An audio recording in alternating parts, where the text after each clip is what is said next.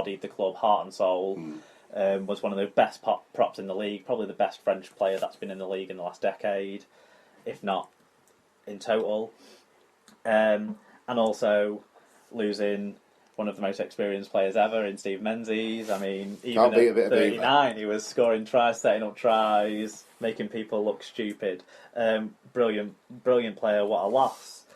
So, but then I've got a friend who lives in Scotland, who's a Catalan Dragons fan, who seems to think they've really got to compete this year and puts them for a definite top 4 finish. So, I think he's, I think the air up there might be a little bit thin. Looking at the players they've brought in to replace those outgoing players, I mean, they're quite impressive signings, really.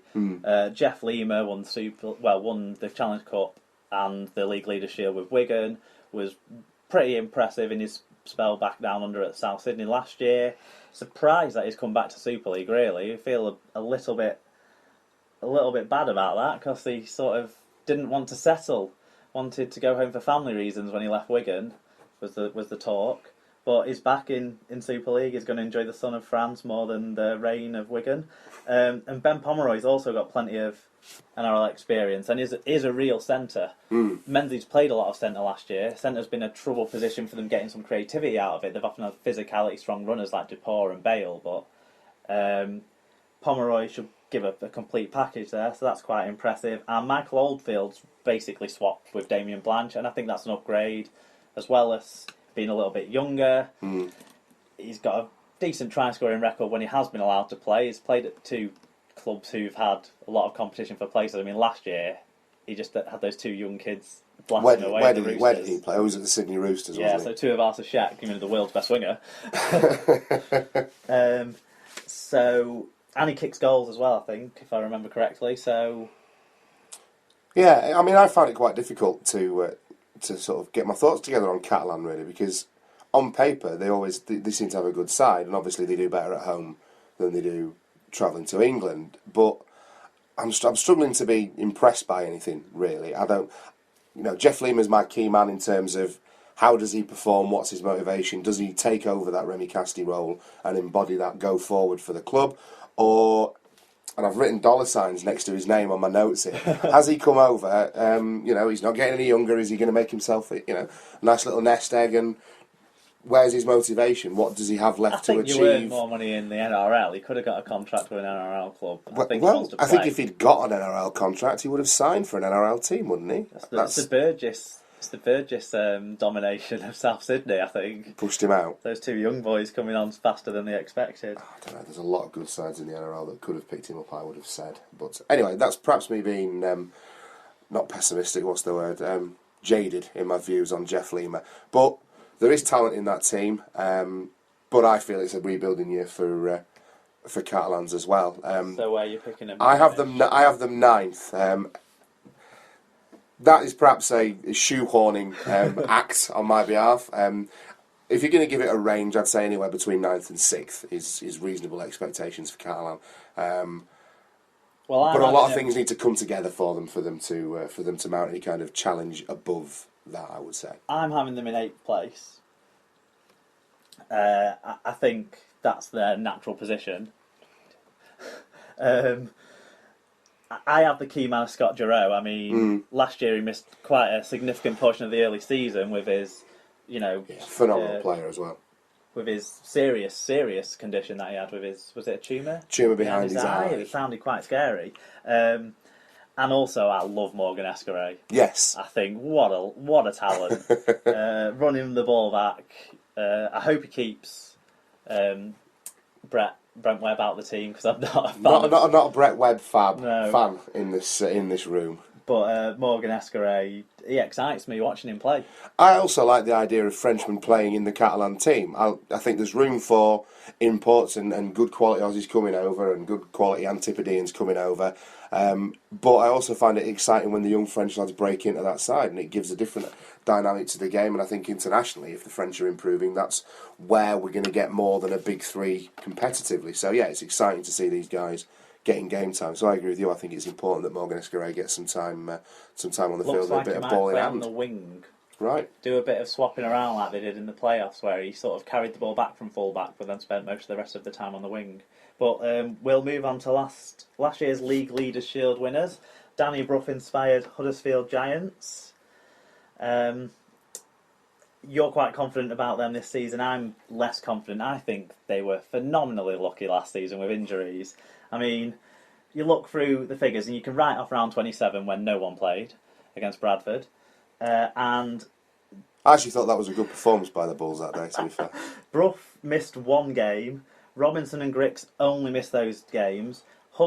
Lunt missed 4 games. Okay, so maybe... But that's your 1, 6, 7 and 9, your key positions. Missing a total of 8 games in the season. I mean...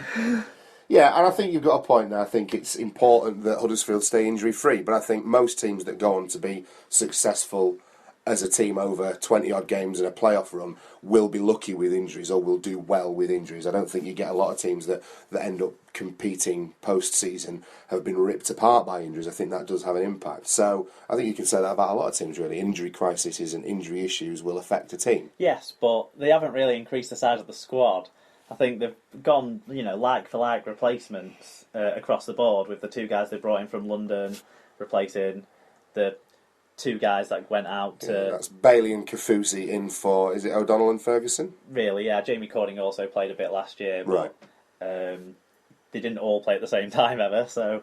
and then the big signing maybe is Jody Broughton coming in for Luke George. I mean, Luke George started the season, the first game, and then was probably taken out of there. out. The 2 wingers they had did well. They scored quite a lot of tries. But Jody Broughton, I know you like him quite a lot. I think I like him I think he's an athletic winger who knows how to find the line. I think he's done the right thing in leaving Salford. I think he's bettered himself by going to a club that have a proven recent history of doing well. And I think it will develop him as a winger and as a young player or a prospect moving forward for England consideration and what have you. I doubt he would have got that at Salford. I've got to say, I think that if the wheels don't come off in terms of injuries for Huddersfield, then I'm finding it really difficult to look beyond them. To be honest, I think the forwards go about their business really, really well, get the job done. Danny Brough, we've talked about, is the man of steel currently, and I think you're going to struggle to find a better half-back in the league again this season.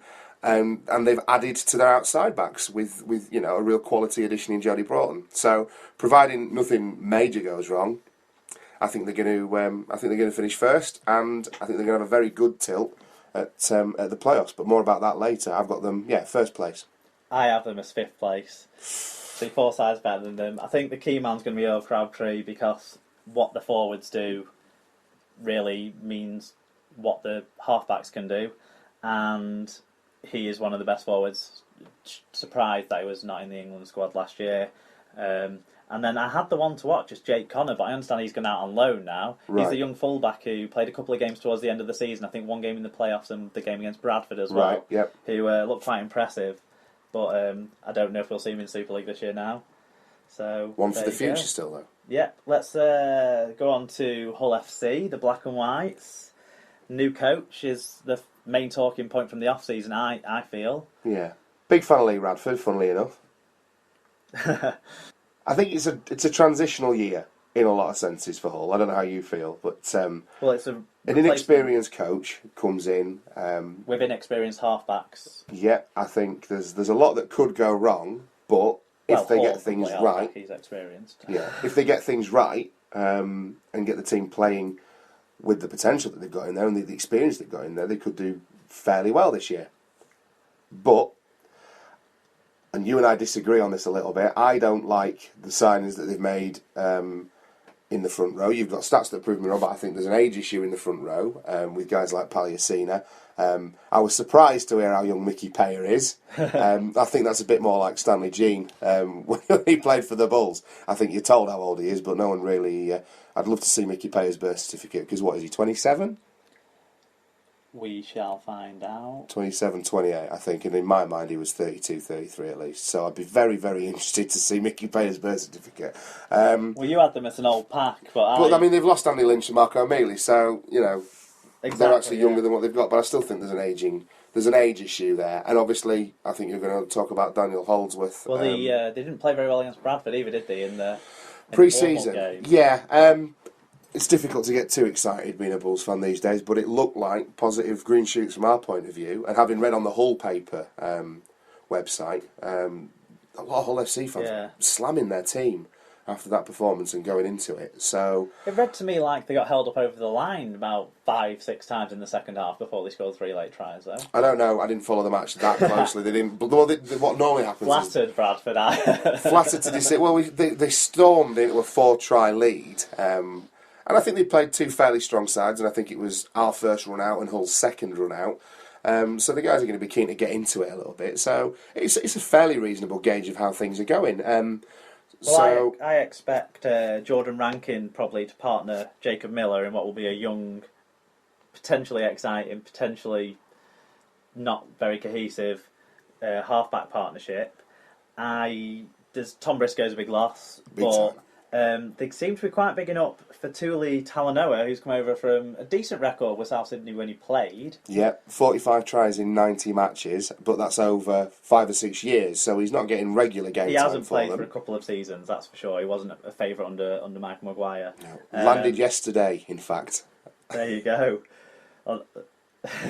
The other big signing is Chris Chewson. Very big signing. Yeah. How do you feel about that as a Wigan fan? Well, he's a solid professional. I wouldn't say he was explosive. I wouldn't say he was incredible, but he was wholehearted, committed, pulled us out of a couple of holes last season. Castleford away, being a notable performance late on in the game. Did that a couple of times last year. You know, it's always sad to see a homegrown player leave, one who's committed to the cause. But I think that Hull were willing to offer him more of a contract. I mean, we've got a lot of players coming through in that position. So I think he'll improve the defence and the work rate because that was you can't not improve it because he works so hard. The other question mark is Holdsworth's gone, who held it mostly together. He did almost all of the kicking last year and in-game kicking, not goal kicking. He did some of that as well. But the 2 goal kickers have gone in Tickle and Holdsworth. But they won almost 2/3 of the game when he did play, and less than half the games when he didn't play. So it shows he was quite important. And the question mark has to be over who the goal kicker is going to be with those 2 going. Joe Westerman used to kick at Castleford when he was younger. He's got a reasonable record, but he kicks at around about 70-something%. It's not top notch. Not like Tickle's kicking percentage at all. Ben Crooks, Joe Arundel, they kick. Ben Crooks will play, so yes, he will. There's another option for them. I don't see them having a great year, but I couldn't really figure where to go. And I put 7th in the end. I think they've got enough players of enough quality. You've got people like Ellis, Palestina, experienced players. I think. And Danny Houghton is the key man. He was top tackler in the Super League last year. He was incredible. He had a brilliant season. He made a lot of metres as well. He did a lot for the team. So I think there's enough to say they'll get in the playoffs. They'll finish 7th for me. And the one to watch is Jamie Shaw. He was electrifying at the back end of last season. Yeah, he's a good-looking prospect, isn't he, Jamie Shaw? I don't know. I could toss a coin again with Hull whether or not they make the playoffs. I've got them finishing 10th. A bit more shoehorning going on. But to be honest, I think there's a lot of things that need to come together for them. Lots of players coming in, lots of players going, and a young and experienced coach. As much as I'd like to see Radford do well, I don't want to see it at the expense of the Bulls. I really like Chris Tewson as a signing for you. I think you've covered what he brings to the game, and I think that will really benefit them. And I enjoy watching Ben Crooks as well. The 3 or 4 times that I've seen Hull on TV this season, the kid's looked electric, and he looks like good. Did I say this season? I'm still getting my head around the fact that the Super League's just round the corner. Very, very excited. Last season, thank you, Mark. I thought Ben Crooks looked electric on the 2 or 3 occasions that I saw him play. So he'll be the guy that I look out for in the coming season. Okay, we'll go on to their neighbours, Hull KR. Probably ins and outs of the big story there. They've lost Michael Dobson, who was probably the face of their Super League reign and their Super League period. He did everything for the club. He kicked goals. He set up all the tries. He did all the kicking in the game. He was the general. And also probably their best 2 players last season as well, Mickey Pyer and Corey Patterson, have both left. So they're holes to replace. They've replaced them with NRL players. So Chris Keating is going to be the halfback now. Neville Costigan